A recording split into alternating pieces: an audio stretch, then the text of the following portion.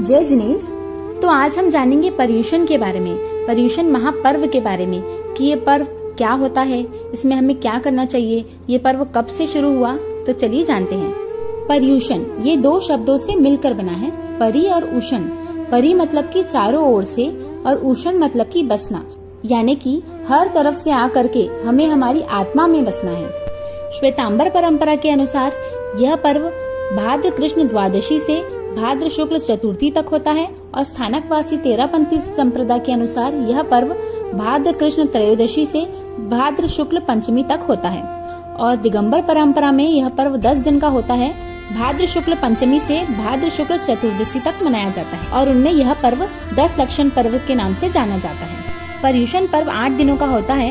इन 8 दिनों में हमें ज्यादा से ज्यादा धर्म आराधना करनी चाहिए। पर्युषण हमारी आत्मा को शुद्ध करने का पर्व है। पर्युषण में हमें साल भर में हमसे जो भी पाप हुए हैं उसकी क्षमा याचना करनी होती है और अपने कर्मों की निर्जरा करनी होती है।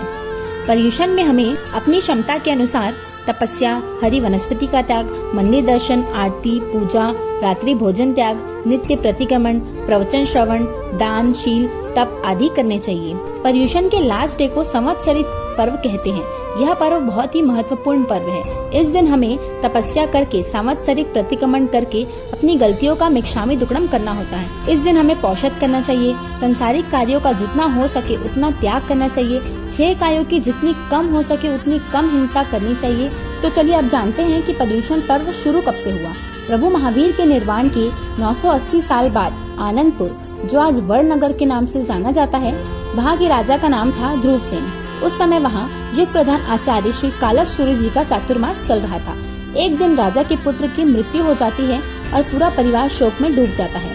समय के साथ सभी शोक से बाहर आ जाते हैं, पर लेकिन बहुत कोशिश करने के बाद भी राजा शोक में ही डूबा होता है। यह बात जब कालक सूर्य जी को पता चलती है तो उन्होंने सोचा कि राजा को शास्त्र की आवश्यकता है, क्योंकि शास्त्र हर घाव की दवा है। यह सोचकर गुरु भगवंत ने राजा को कल्पसूत्र सुनाने का निर्णय किया।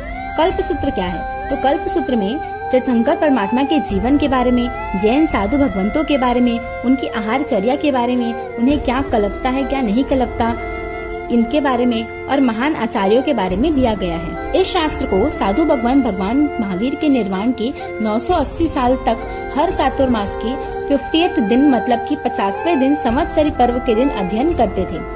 तो इस बार गुरु भगवंत ने चतुर्विद संघ को मंदिर में बुलाया और राजा को भी बुलाया और गुरु भगवंत ने शास्त्र पढ़ना शुरू किया। जैसे जैसे राजा शास्त्र सुनते गए उनका शोक कम होता गया और अंत में राजा पूरी तरह से शोक से बाहर आ चुके थे। उसी समय से यह पर्व प्रारंभ हुआ। यह घटना हमें सिखाती है कि पर्युषण पर्व हमारे जीवन में आए शोक को दूर करके वापस अपनी राह पर लौटने का पर्व है। यह पर्व सिर्फ प्रथम तीर्थंकर और अंतिम तीर्थंकर के शासन काल में ही होता है। बीच के जो 22 तीर्थंकर है उनके शासन काल में पर्युषण नहीं होता है। उनके यहाँ ये परंपरा होती है कि जब भी चारित्र में कोई दोष लगता है, यानी कि जब भी किसी से कोई गलती होती है तो वो प्रतिक्रमण कर लेते हैं, क्षमा याचना कर लेते हैं। पाक्षिक, चातुर्मासिक और संवत्सरिक प्रतिक्रमण की उनको आवश्यकता नहीं होती है। और ये भी कहा जाता है कि जो अप्रत्यक्षानी या भोगों से लिप्त जो देवता भी होते हैं वो भी इस महापर्व के दिनों में नंदीश्वर द्वीप में जिन बिंबों की पूजा, उत्सव आदि से दिव्य समारोह मनाकर जीवन को सफल बनाते हैं। तो हमें भी इस पर्युषण महापर्व को बड़े ही आनंद से मनाना है और सब तरफ से आकर के सिर्फ हमारी आत्मा में ही बसना है और हमारी उस आत्मा का कल्याण करना है। परमात्मा की आज्ञा विरुद्ध कुछ कहा हो तो मिक्षामी दुक्कडम। जय जिन शासन।